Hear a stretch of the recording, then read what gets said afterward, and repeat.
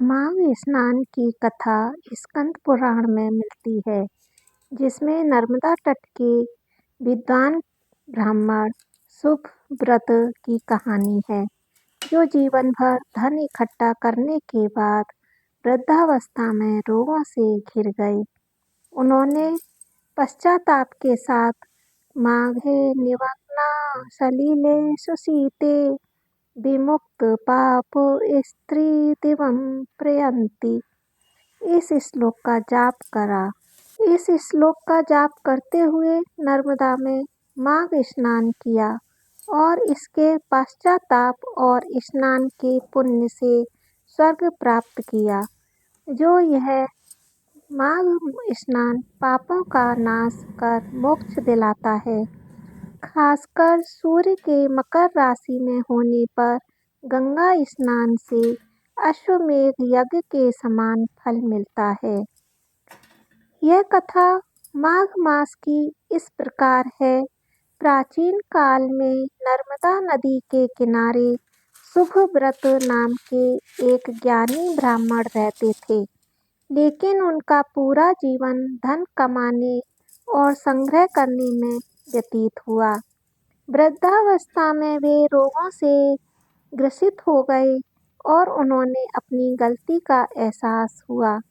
परलोक सुधारने की चिंता में उन्हें एक श्लोक याद आया, जिसमें माघ स्नान के महत्व का वर्णन था। उन्होंने माघ स्नान का संकल्प लिया। उन्होंने संकल्प लेकर माघ मास में प्रतिदिन सुबह नर्मदा के शीतल जल में स्नान किया। माघे निगमना सलिले सुशीते मंत्र का इस प्रकार से जाप किया।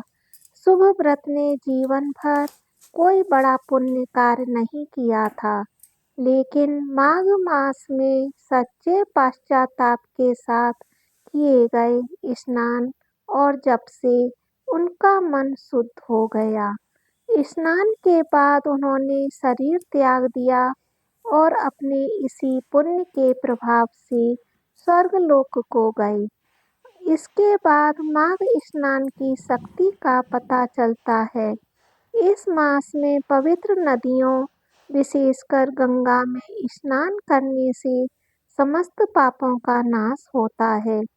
देवताओं की कृपा, सूर्य देव और भगवान विष्णु की पूजा से पुण्य मिलता है, क्योंकि माघ में सूर्य के मकर राशि में होने से नदियों का जल गंगा जल के समान हो जाता है। यह मास तप, दान और यज्ञ के लिए अत्यंत शुभ माना जाता है।